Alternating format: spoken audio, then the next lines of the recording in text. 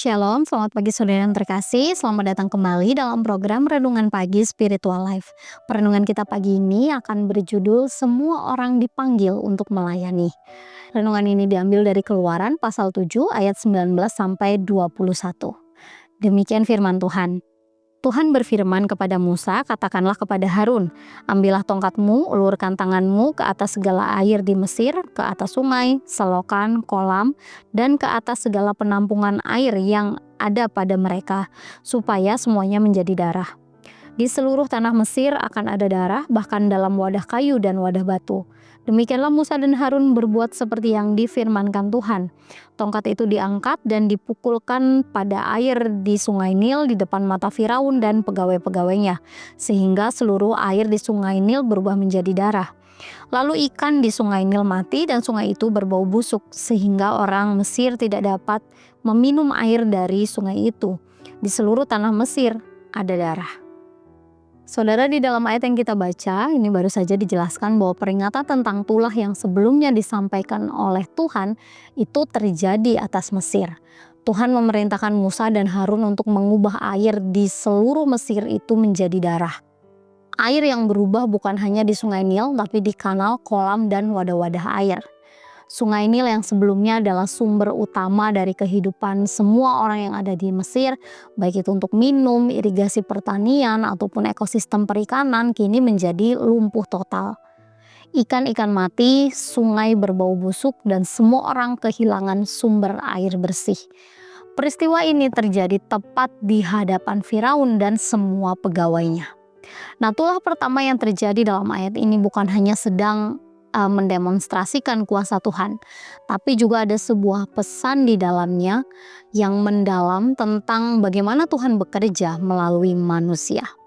Nah, selama ini bangsa Israel sudah menjadi budak selama ratusan tahun, sehingga mereka kehilangan identitas dan jati diri mereka.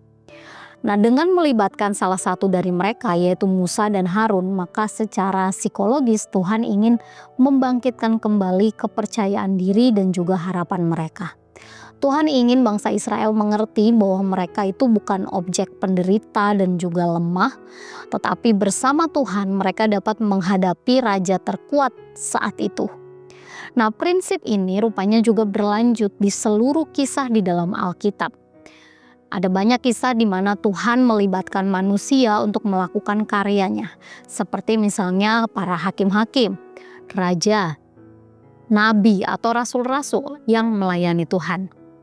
Saudara, seperti Tuhan yang memilih Musa dan Harun, maka saat ini pun Tuhan masih memilih manusia untuk berpartisipasi dalam rencananya.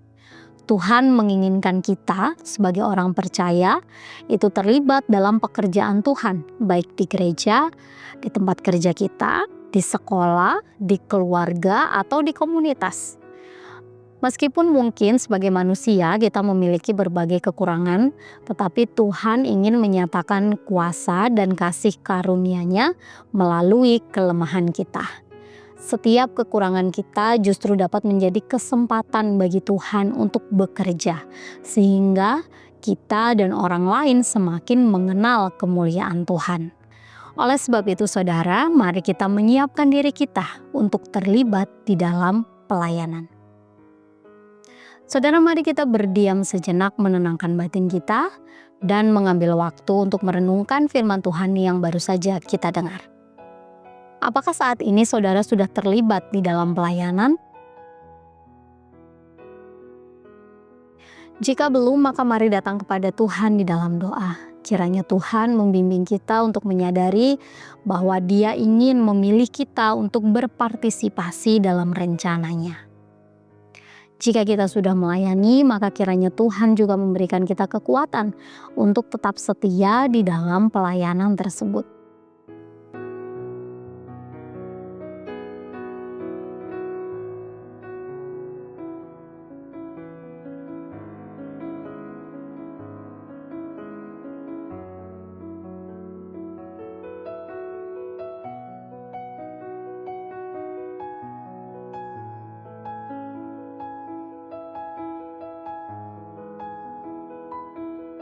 Saudara ingatlah bahwa Tuhan tidak memanggil orang yang sempurna, tetapi orang yang bersedia dipakai untuk melayani.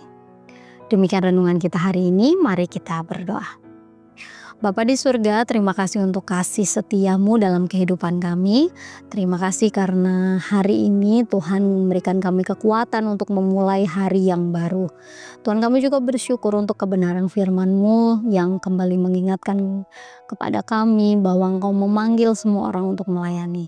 Jika mungkin ada di antara kami yang saat ini belum melayani, kami berdoa kiranya Tuhan membimbing kami, Tuhan menolong kami untuk menemukan karunia yang Tuhan berikan kepada kami sehingga kami mampu melayani.